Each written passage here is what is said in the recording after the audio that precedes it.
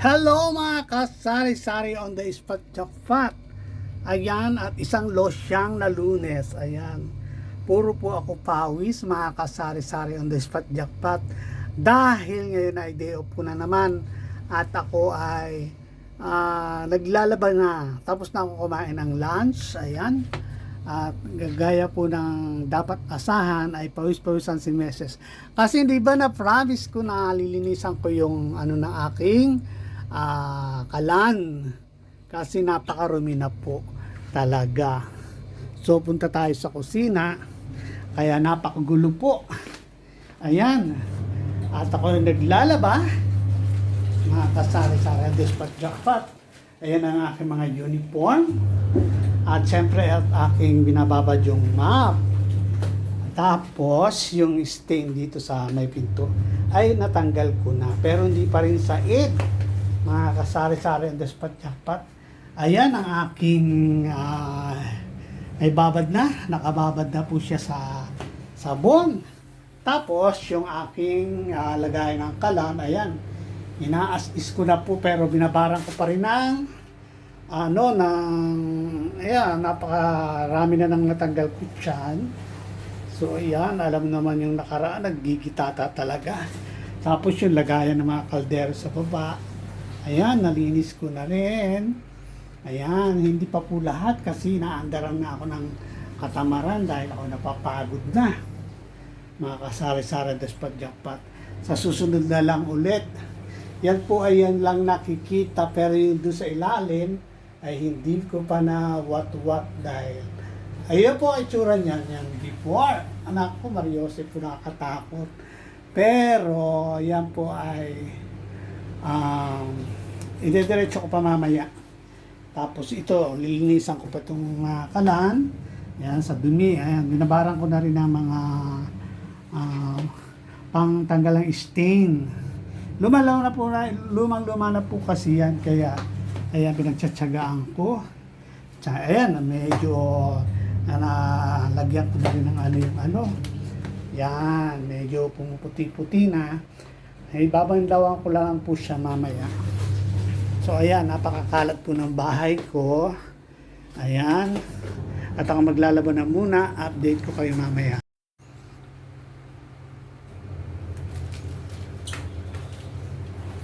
So, ayan, at naglalagay po ako ng plastic kasi nilagyan ko ito ng nilagyan ko po ito ng Clorox para hindi nasira yung aking kamay. Wala akong glove. So DIY na lang to. Siguro kailangan ito pinturahan na kasi ayaw nang matanggal. Mahirap na po linisin yung pader. Napakatagal na, hindi ako nakakapaglinis.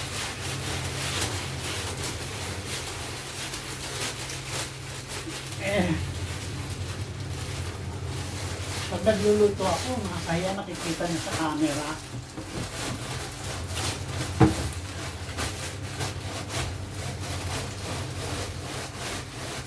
So, ayan. Talaga po naman. Sa awa ng Diyos ay nawat-watan din ito. Yung ilalim, hindi ko alam kung kailan.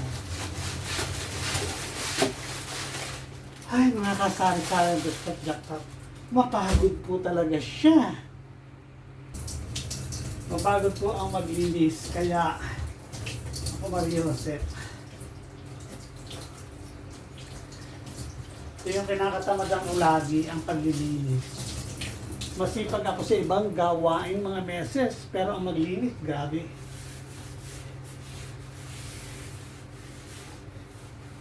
Pag gardening muna ako maghapon, wag lang linis ng bahay. Ako, yan po ang aking kahinaan.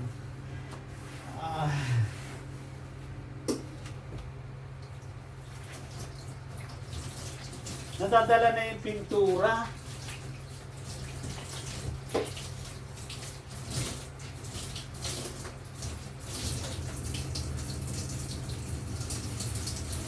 Ayan, medyo pumuti-puti naman siya. So,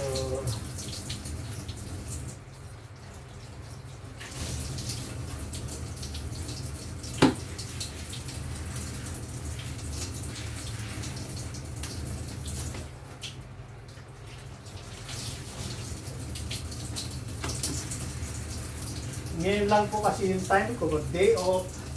Tapos, siyempre, ngayon lang medyo ako nakainom ng gamot para medyo mag-assist naman ang kusina ako.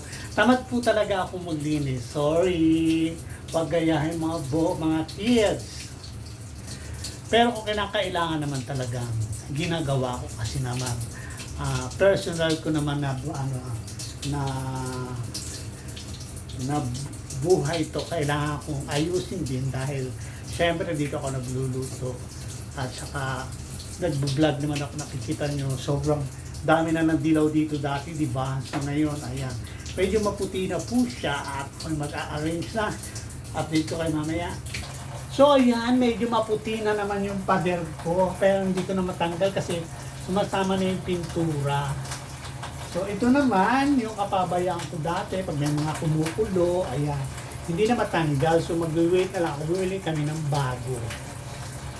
So, ayan, at medyo pumuputi na po. Hindi na masagwang tingnan, nakakasari-sari ang best part. Ayan, at talagang ako nagtsatsagang maglinis-linis dito. Ito lang po ang dapat pag day off ay pahinga. Pero hindi po nangyayari yun sa mga OFW. Kasi pag day off, marami kang gagawin. Maglalaba, maglilinis ng kaunti ng higaan mo. Kasi ang higaan ko pag hindi na ako, may allergy na ako sa alikabok. Buti ng araw, hindi pa ako allergy sa alikabok, ay dedma. Ngayon, matanda na. Allergy na po ako sa mga alikabok. Yan. So, update ko kay mamaya. So, ayan. Nabawasan naman ng konti. Medyo lumiwanag na po. Kumbaga, nahilamusan na siya. Nahilamusan na po siya ng konti, mga kasari-sari ng this podcast. Ayan. Masama naman na hindi mabawasan yung dumi. So, ayan. At tayo ay medyo magbabalaw na ako ng damit. Mamaya, i-retouch ko na naman yan. So, ayan po at medyo maaliwalas naman siyang tingnan kaysa sa dati, yung pader. Ayan, yung pader po yung sinasabi ko. So, ayan mga kasari-sari ng Despot Jackpot at ako magbabalaw na ng labahin ko. Ang pawis ko, grabe. So ayan, good afternoon. Ayan, at ako yung natapos ng punas-punas dito sa aking kusina. At ako po yung namamagod na dapat pag day off ay pahinga. Pero kailangan po minsan ay idaos natin kasi nga pare-pareho tayong busy sa work. Ayan, wala naman tayong katulong para maglinis ng ating bahay. So, yun na, kung sinisipag ka, gawin mo, ayan. Ako medyo sinipag today, pero pagod na ako. Saka na lang ulit. Hindi pa naman siya sa aid, pero ganun eh. Yun lang po yung real life ko. Sa totoo lang talagang sa gawaing bahay ay tamad ako. Lalo ang maghugas ng plato, ayan, paglalaba, yan ang ayaw kong gawin. Pero dahil ako ay nakasolo sa buhay, ay napipilitan akong gawin yun. Nung bata pa kami, ayan, may mga kapatid akong babae, sila yung nagpa-plancha ng damit ko, yung ate ko, ayan, sila yung naglalaba. Pero siyempre ngayon, may kanya-kanya kaming buhay. So ayan, magagawa ko na rin yung mga ano. Pero, yun nga, sabi ko sa inyo, hindi ako masipag sa mga gawaing bahay. Kaya sorry na lang sa mga, kaya hindi siguro ako nagkaasawa. Dahil baka mabugbog ko lang. Asawa ka nagreklamo sa akin na marumi ang bahay. So ayan, huwag niyong pamarisan, mga batang kababaihan, dapat marunong kayo ng gawaing bahay. Ayan, kahit parang nagsipag-office kayo. At sasabihin ko sa inyo, kahit babae kayo, ituloy niyo yung pag-aaral. Dahil hindi maganda na umaasa kayo sa mga lalaki. Yung nakadepende kayo sa mga lalaki. Paano kayang lalaki nyo ay nagkaroon ng diferensya sa katawan, hindi na makapagtrabaho? So ngayon may anak pa kayo, di nga. So yun ang sinasabi ko. Hindi kailangan dumidepende ang mga babae. Ayan, kagaya ng mga kapatid ko, ayan, may mga trabaho naman sila, marunong sila magtrabaho kaya. Kasuhoda na. Hindi naman natin pinapanalangin, pero alam mo ba, nadating sa buhay natin yung mga ganun na pangyayari. So ayan, yun lang po ang sinasabi ko. Kahit hindi mo hilig gawin, pwede naman natin gawin yan para sa sarili natin. So ayan po at magandang araw. Ayan, condolence sa mga namatayan na mga mahal sa buhay, sa mga nagdaang mga lindol. Ano ba naman ang Pilipinas? Lindol, bagyo, samahan pa ng mga gulo-gulo. Ayan. So, baha, ayan, Sus Maria Jose po, ano na ang nangyayari sa ating bansa. So, mag-pray na lang po tayo, magkaroon ng kapayapaan sa buong mundo. Bawal na ang hate, kailangan natin ang matindi na rin pag-unawa, pag-adjust, ayan. So, ayan, ulaban na lang sa buhay kung ano meron tayo. So, ayan po ang aking masasabi lang today. At see you on Monday. Wala po akong content ngayon, kundi ayan, pakita ko kung ano yung buhay ko pag day off ako. Maraming salamat sa aking mga subscriber. Sa mga hindi pa po nakasubscribe, please subscribe to my channel. Small channel. Ayan. Maraming salamat po. Bye-bye!